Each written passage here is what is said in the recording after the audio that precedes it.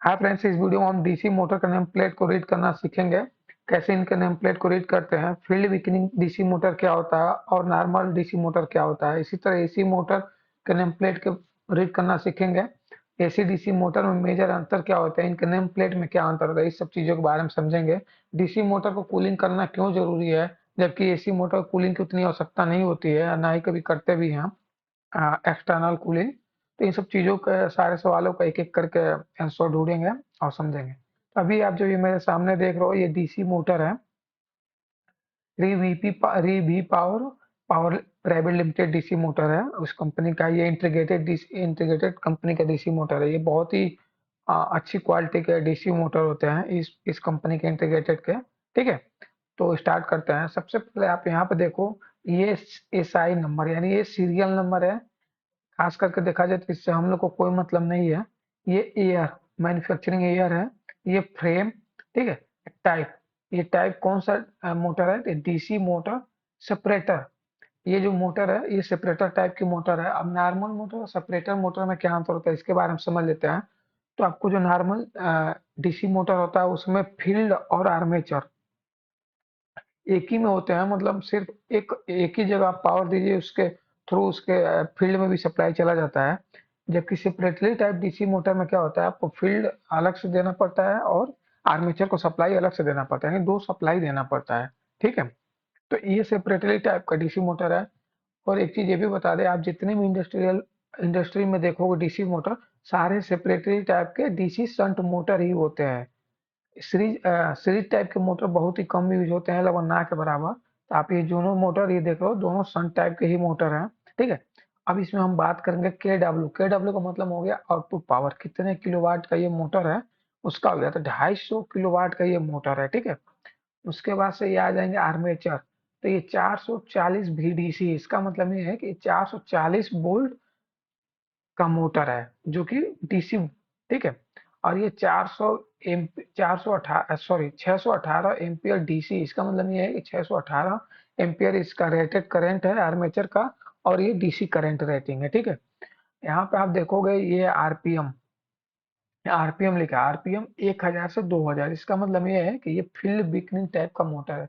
जब भी आपको मोटर के नेम प्लेट पर दो आरपीएम देखने को मिलेंगे, एक मिनिमम और एक मैक्सिमम, तो आप समझ जाइएगा कि वो जो मोटर है आपका फील्ड बिकनिंग मोटर है। इसमें 1000 बेस आरपीएम है, इसको बेस आरपीएम बोलेंगे। जो 2000 लिखा है इसको हम मैक्सिमम आरपीएम बोलेंगे।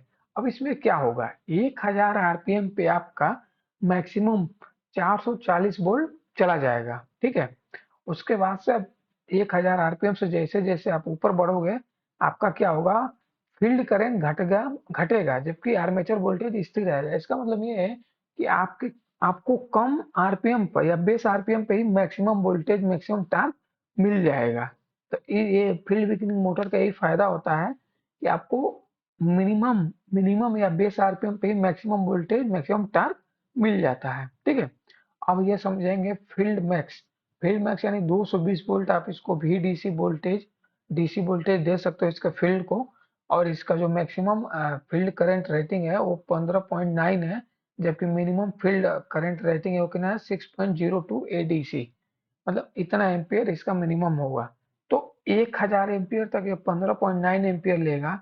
परंतु 1000 आरपीएम से जैसे जैसे आप ऊपर बढ़ोगे, 1200, 1500, 1800, 2000, तो या इसका करंट घटता जाएगा और मिनिमम 6 एम्पियर पे रुक जाएगा। यानी 2000 आरपीएम पे ये 6 एम्पियर इसका फील्ड हो जाएगा। जबकि 1000 आरपीएम तक ये 15.9 एम्पियर रहेगा। तो ये हो गया इसका armature voltage, armature current, field voltage, field current और स्पीड। अब हम बात करेंगे इसका ड्यूटी टाइप क्या है। तो S1 ड्यूटी है, मैक्सिमम आपको S1 ड्यूटी की ही मोटर मिलेगा। इसमें अपने रेटेड करंट से ज्यादा करंट लेने की क्षमता होता है। अब इन सब चीजों से कुछ खास मतलब नहीं है, ये देख लेते हैं।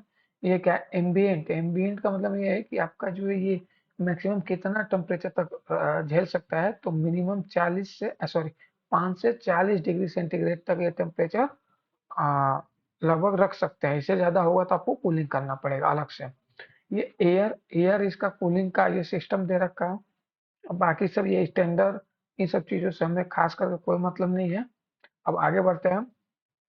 अब ये आप एक देख रहे हो, ये भी एक डीसी मोटर का नेम प्लेट है, लेकिन इसमें क्या है, आपका ये फील्ड वीकनिंग टाइप का मोटर नहीं है। यहाँ पे आउटपुट आउटपुट 100 यानी 100 किलोवाट का मोटर है। ये फ्रेम हो गया, ये मोटर हो गया, इन सब चीज तो हमने ऑलरेडी बता रखा है। ये बाइंडिंग शंट लिखा है, यानी डीसी शंट मोटर है। ठीक है, तो एक 100 किलोवाट की मोटर है, स्पीड कितना है 1000, और यहाँ पे देखिए मैक्सिमम स्पीड 1000। इसका मतलब ये है ये फील्ड वीकनिंग मोटर नहीं है, क्योंकि दोनों आरपीएम क्या है, सेम है। यानी ऐसे भी कर सकते हैं कि एक ही आरपीएम दिया है 1000। अब यहाँ बात करेंगे तो आर्मेचर वोल्टेज 400, यहाँ पे भी रेटिंग में दे रखा है, देखिए यूनिट भी है, यानी 400 वोल्ट हो गया। यहाँ पे आप देख रहे थे किलोवाट, तो यहाँ पे किलोवाट हो गया आउटपुट 100 किलोवाट। अब यहाँ देखिए 271 का क्या है, ये दे रखा है, यानी 271 एम्पियर का इसका आर्मेचर है, करंट है। आर्मेचर करंट कितना कितना है 271, और जबकि वोल्टेज कितना है 400। अब बात करेंगे फील्ड का, तो ये फील्ड में देखिए 220 वोल्ट का है फील्ड इसका, यानी फील्ड वाइंडिंग को आप 220 वोल्ट तक दे सकते हो डीसी में। और 8.1 एम्पियर फील्ड करंट दे सकते हो, इससे ज्यादा फील्ड करंट नहीं दोगे। और ये देखो ड्यूटी क्या है इसका, S5 ड्यूटी का मोटर है। ठीक है, मैक्सिमम स्पीड हो गया, एम्बियंट इसका, ये एल्टीट्यूड है, इन सब चीजों से उतना मतलब नहीं है। ये देखिए आपका यहाँ पे मैक्सिमम टेम्परेचर कितना 45 डिग्री तक है। और ये आईपी वगैरह ये सब चीजें से हम लोग को कोई खास मतलब नहीं है। तब ब्रश का क्या साइज है, ब्रश आपको अगर कभी चेंज करना हो तो 32 इंटू 12 का लगा सकते हैं ब्रश, जब आपको कभी चेंज करना हो तो। अब चूंकि क्या होता है कि डीसी मोटर में ब्रश लगे होते हैं, कम्यूटेटर लगाता है, कम्यूटेटर पे ब्रश लगे होते हैं, जिससे सप्लाई प्रोवाइड करते हैं इसमें। ठीक है, जो आप आर्मेचर का सप्लाई दोगे वोल्टेज, वो इसी के थ्रू जाता है, ब्रश के थ्रू कम्यूटेटर, कम्यूटेटर के थ्रू आर्मेचर को जाता है। अब हम बात करेंगे आपका एसी मोटर का नेम प्लेट पे। तभी आप ये देख रहे हो Motors and drive international company का ये एसी मोटर है, और ये आईबी बाउंस का है, सिंगल फेज इंडक्शन मोटर है। ये आप 3 फेज देख रहे हो। तो अभी ये जो देख रहे हो ये 75 HP का है, यानी लगभग इसका 50 किलोवाट का लगभग मोटर है ये। इसका समझ लेते हैं इसमें। ये मॉडल है, ये टाइप टाइप S1 टाइप दे रखा है, ये कोड है, इन सब चीजों से कुछ खास मतलब नहीं है।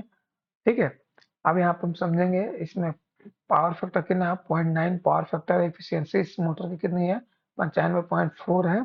ठीक है, और यहाँ पे किलोवाट हो गया। यहाँ पे आप देखो ये आरपीएम है, 1780 आरपीएम की ये मोटर है।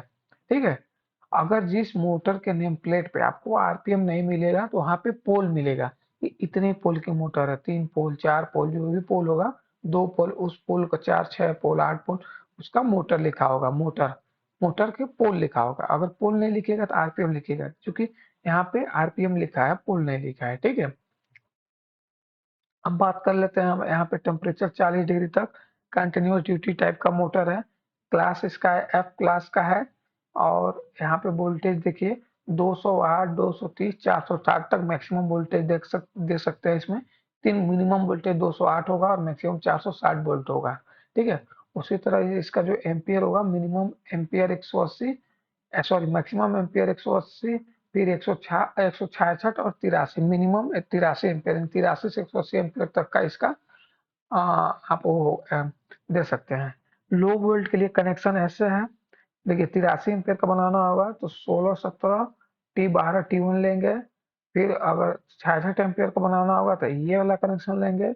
180 एम्पियर का बनाना होगा तो ये वाला कनेक्शन लेंगे। उसी तरह हाई वोल्टेज के लिए इसमें ये ऊपर वाला है, उसके बाद उसके नीचे वाला, फिर उससे नीचे वाला। तो इस तरह से हम इसके लो वोल्ट और हाई वोल्ट का कनेक्शन कर सकते हैं। हाई वोल्ट का ये हो गया, लो वोल्ट का ये हो गया। ठीक है, कनेक्शन। अब हम इसमें और ऐसा कुछ खास तो है नहीं इस मोटर पाए थे, single phase induction type motor है। इसका देखिए क्लास एफ है, कितने 1 HP, यानी 0.75 किलोवाट की मोटर है, 230 वोल्ट, 5.21 एम्पियर ये इसका रेटेड आरपीएम है। ठीक है, और S1 ड्यूटी की मोटर है। इसका जो रेटेड हर्ट्ज है वो कितना 50 हर्ट्ज की मोटर है, और 1400 आरपीएम, यानी इसका जो सप्लाई आप देगा 230 वोल्ट तो 50 हर्ट्ज की होनी चाहिए। और इसका जो मैक्सिमम आउटपुट आरपीएम होगा वो 1400 आरपीएम तक इसको घुमा सकते हैं।